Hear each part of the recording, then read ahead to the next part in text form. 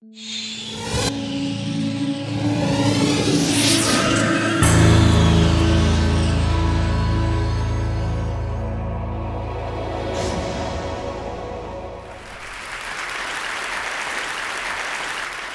want to talk about what we learn from conservatives. And I'm at a stage in life where I'm yearning for my old days, so I want to confess to you that when I was a kid, indeed I was conservative.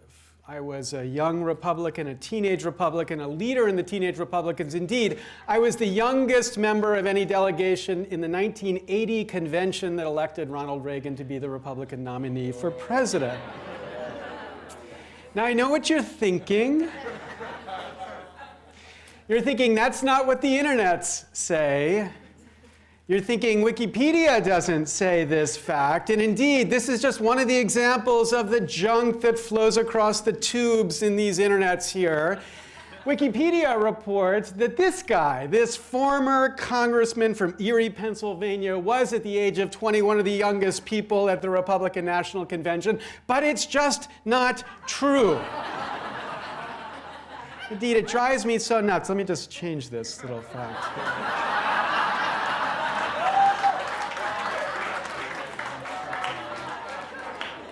All right.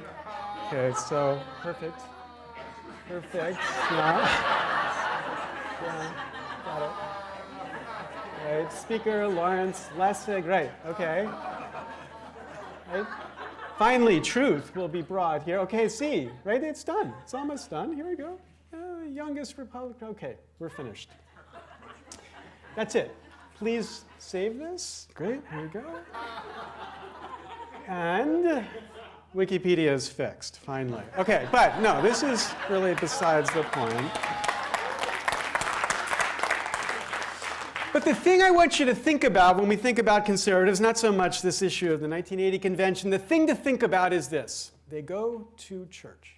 Now, I mean, a lot of people go to church. I'm not talking about that only conservatives go to church, and I'm not talking about the God thing. I don't want to get into that. That's not my point. They go to church, by which I mean they do lots of things for free for each other. They hold potluck dinners. Indeed, they sell books about potluck dinners. They serve food to poor people. They share, they give away for free. And it's the very same people leading Wall Street firms who on Sunday show up and share. And not only food, right? These very same people are strong believers in lots of contexts in the limits on the markets. They are in many important places against markets.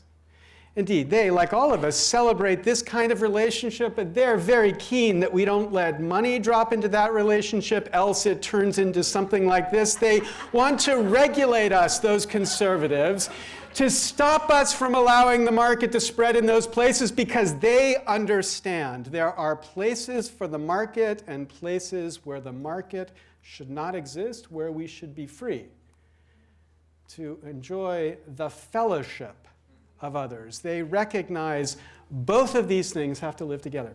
And, second great thing about conservatives, they get ecology, right? It was the first great Republican president of the 20th century who taught us about environmental thinking, Teddy Roosevelt. They first taught us about ecologies in the context of natural resources, and then they began to teach us in the context of innovation, economics. They understand, in that context, free. They understand free as an important, essential part of the cultural ecology as well. That's the thing I want you to think about them. Now, I know you don't believe me, really, here. So here's exhibit number one. I want to share with you my latest hero, Julian Sanchez, a libertarian who works at the, for many people, evil Cato Institute. Okay, so Julian made this video. He's a terrible producer of videos, but it's great content. I'm going to give you a little bit of it. So here he is, beginning. So I wanted to make an observation about the way remix culture seems to be evolving. So what he does is he begins to tell us about these three videos. This is this fantastic Brat Pack remix said to this maniac, which of course spread virally, hugely successful. So sentimental. And then some people from Brooklyn saw it. They decided they wanted to do the same.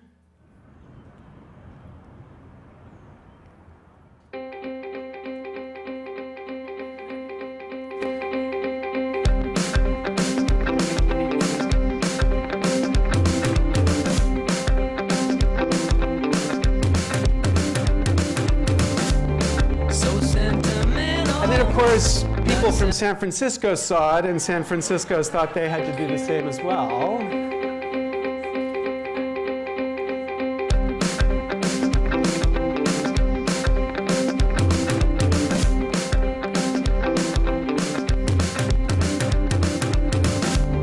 So sentimental, not sentimental, no romantic, not discussing it. And so they're beautiful, but this libertarian has some important lessons he wants us to learn from this. Here's lesson number 1.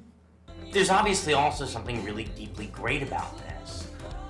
They're acting in the sense that they're emulating the original mashup, and the guy who shot it obviously has a strong eye and some experience with video editing, but this is also basically just a group of friends having an authentic social moment and screwing around together. It should feel familiar and kind of resonate for anyone who's at a sing-along or a dance party with a group of good friends.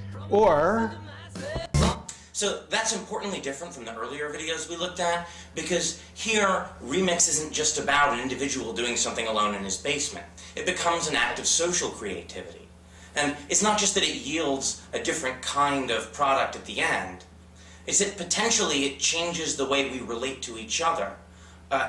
All of our normal social interactions become a kind of invitation to this sort of collective expression. It's our real social lives themselves that are transmuted into art. and so then And what because this the- libertarian draws from these 2 points. One remix is about individuals using our shared culture as a kind of language to communicate something to an audience. Stage 2, social remix, is really about using it to mediate people's relationships with each other. First, within each video, the Brat Pack characters are used as a kind of template for performing the social reality of each group. But there's also a dialogue between the videos, where once the basic structure is established, it becomes a kind of platform for articulating the similarities and differences between the group's social and physical worlds. And then here's for me the critical key to what Julian has to say. A copyright policy isn't just about how to incentivize the production of a certain kind of artistic commodity. It's about what level of control we're going to permit to be exercised over our social realities that are now inevitably permeated by pop culture. I think it's important that we keep these 2 different kinds of public goods in mind. If we're only focused on how to maximize the supply of one, I think we risk suppressing this different and richer and, in some ways, maybe even more important one. Right? Bingo. Point. Freedom needs this opportunity to both have the commercial success of the great commercial works and the opportunity to build this different kind of culture. And for that to happen, you need ideas like fair use to be central and protected, to enable this kind of innovation, as this libertarian tells us, between these 2 creative cultures, a commercial and a sharing culture. The point is, he here gets that culture. Now, my concern is we Dems, too often not so much.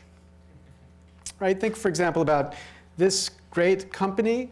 In the good old days, when this Republican ran that company, their greatest work was work that built on the past, right? All of the great Disney works were works that took works that were in the public domain and remixed them, or waited till they entered the public domain to remix them, to celebrate this add-on remix creativity. Indeed, Mickey Mouse himself, of course, as Steamboat Willie, is a remix of the then very dominant, very popular Steamboat Bill by Buster Keaton. This man was a remixer extraordinaire. He is the celebration and ideal of exactly this kind of creativity. But then, the company passes through this dark stage to this Democrat, wildly different. This is the mastermind behind the eventual passage of what we call the Sonny Bono Copyright Term Extension Act, extending the term of existing copyrights by 20 years so that no one could do to Disney what Disney did to the Brothers Grimm. Now, when we tried to challenge this, going to the Supreme Court, getting the Supreme Court, the bunch of conservatives there, if we could get them to wake up to this, to strike it down, we had the assistance of Nobel Prize winners, including this right-wing Nobel Prize winner, Milton Friedman, who said he would join our brief only if the word no-brainer was in the brief somewhere. But apparently, no brains existed in this place when Democrats passed and signed this bill into law. Now, tiny little quibble of a footnote. Sonny Bono, you might say, was a Republican, but I don't buy it. This guy is no Republican. Okay.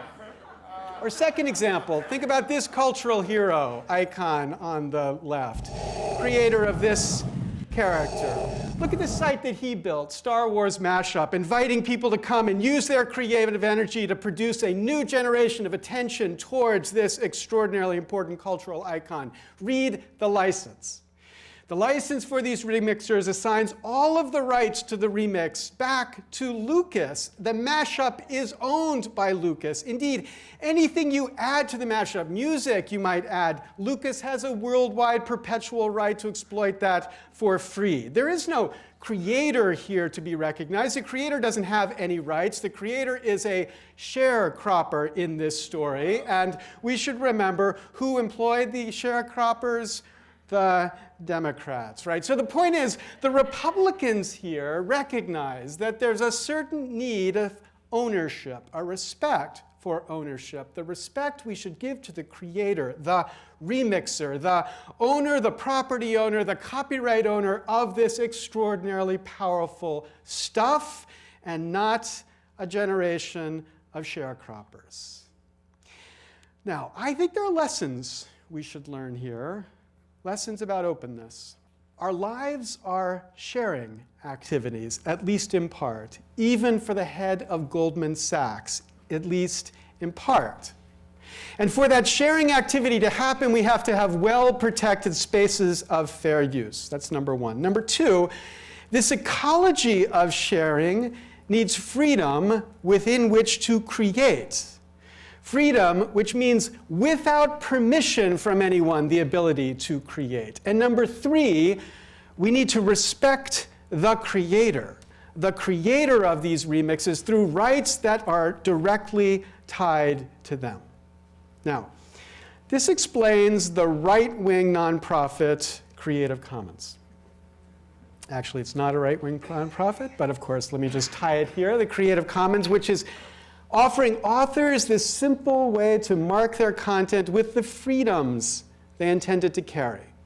So that we go from an all rights reserved world to a some rights reserved world so that people can know the freedoms they have attached to the content building and creating on the basis of this creative copyrighted work. These tools that we built enable this sharing in part through licenses that make it clear, and a freedom to create without requiring permission, first because the permission has already been granted, and a respect for the creator because it builds upon a copyright the creator has licensed freely. And it explains the vast right-wing conspiracy that's obviously developed around these licenses, as now more than 350 million digital objects are out there licensed freely in this way.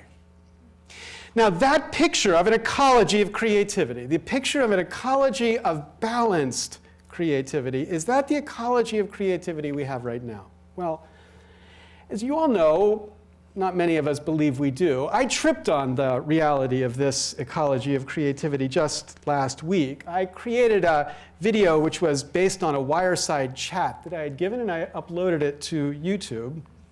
I then got this email from YouTube weirdly notifying me that there was content in that owned by the mysterious WMG that matched their content ID. So I didn't think much about it. And then on Twitter, somebody said to me, your talk on YouTube was DMCA'd. Was that your purpose? Imagining that I had this deep conspiracy to reveal the obvious flaws in the DMCA. Answer, no, I didn't even think about it. But then I went to the site, and all of the audio in my site had been silenced. My whole 45-minute video had been silenced because there were snippets in that video, a video about fair use that included Warner Music Group music. Now, interestingly, they still sold ads for that music. If you played the silent video, you could still buy the music, but you couldn't hear anything because it had been silenced. So I did what the current regime says I must do to be free to use YouTube to talk about fair use. I went to this site and I had to answer these questions. And then in an extraordinarily Bart Simpson-like juvenile way, you've actually got to type out these words and get them right to reassert your freedom to speak. And I felt like I was in third grade again. I will not put tax on the teacher's chair. I will not put tax on the teacher's chair. This is absurd. It is outrageous. It is an extraordinary perversion of the system of freedom we should be encouraging. And the question I ask you is, who's fighting it? Well, interestingly, in the last presidential election, who was the #1 active opponent of this system of regulation in online speech? John McCain. Letter after letter attacking YouTube's refusal to be more respectful of fair use with their extraordinary notice and takedown system that led his campaign so many times to be thrown off the internet. Now, that was the story of me then, my good old days of right-wing lunacy. Let me come back to now.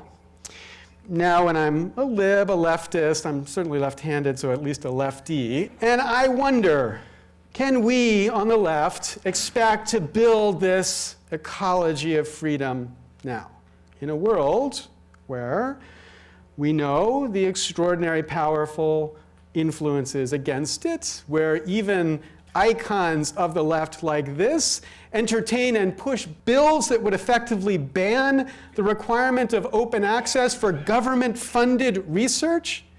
The president, who has supported a process that secretly negotiates agreements which effectively lock us into the insane system of DMCA that we have adopted and likely lock us down a path of 3 strikes and you're out, that of course the rest of the world are increasingly adopting. Not a single example of reform has been produced yet, and we're not going to see this change in this system anytime soon.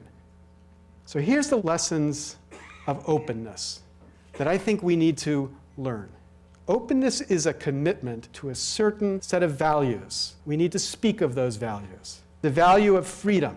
It's a value of community. It's a value of the limits in regulation. It's a value respecting the creator. Now, if we can learn those values from at least some influences on the right, if we can take them and incorporate them, maybe we could do a little trade. We learn those values on the left, and maybe they'll do healthcare or global warming legislation or something on the right. Anyway, please join me in teaching these values. Thank you very much.